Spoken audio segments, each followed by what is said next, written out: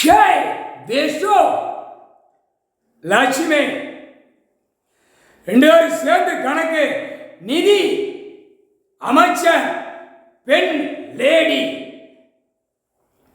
10 வருஷம் ஆண்டு காலமா காகித பேப்பரை அடிச்ச விட்ட கணக்கு டெல்லி எஃப்ஐஆர் போடு முடிஞ்சிட்டார்.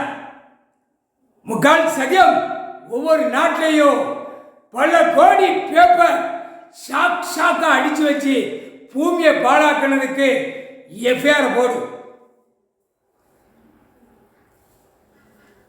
பத்திரம் ஆவணம் பதிவு வெளியில வென்று பத்திரம் பதிவு ஷாக்கா பணத்துகளை கொடுத்து ஆவண பத்திரம் போடுறத எஃப்ஐஆர் போடு. போட்ட கணக்கு இதான் கணக்கு. எந்த நேரம் எந்த நிமிஷம் நீதிமன்றத்தில் உட்கார்வார்னு தெரியாது. புரியா? அவர் கணக்கு வச்சிருப்பார். நீதித்துறை கோர்ட்டில் அமர்வார். நீதிபதி ஜட்ஜி எழுத உட்கார்வார்.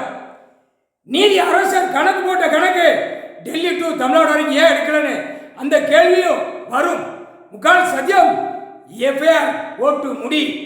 ஜட்ஜி போட்டார். நீதிமன்றத்தில் ஜட்ஜி எழுதுனா எஃப்ஐஆர் போடுதில்ல, இது கடவுள் ஈஸ்வரன் பரமசிவன் எஃப்ஐஆர் போடுன்னு எழுதிட்டார். காவல்துறை அதிகாரி எல்லாமே எஃப்ஐஆர் போடு. எது எது கணக்கு போடுதாரோ நீ எஃப்ஐஆர் போடு. இல்லை கணக்கு கேள்வி கேட்பார். நான் போட்ட கணக்கில் எஃப்ஐஆர் போட்டியா போடலையான்னு அதிகாரியை தூக்கி எங்கே கொண்டு வரோம்னு அங்கே கொண்டு வந்து நுப்பாட்டி கேள்வி கேட்பார். புரியுதா? நீதித்துறை கேள்வி வரும். நீதிபதி ஜட்ஜி கணக்கு குறுக்க மறுக்க கேள்வி கேட்பார். ஐயா முக்கால் சத்தியம் புரிஞ்சிக்கோ. கணக்கு கம்ப்யூட்டர் கணக்கு ஏற்றிக்கோ போட்டுக்கோ. கணக்கு போட்டார் ஜட்ஜ். முக்கால் சத்தியம் புரிஞ்சிக்கோ. பார்த்துக்கோ. ஜட்ஜியை பார்த்துக்கோடா. நீதிபதி ஜட்ஜியை பார்த்துக்கோ. உலகமே பார்த்துக்கோ. இந்தியா நாடு முழுவதும் பார்த்துக்கோ.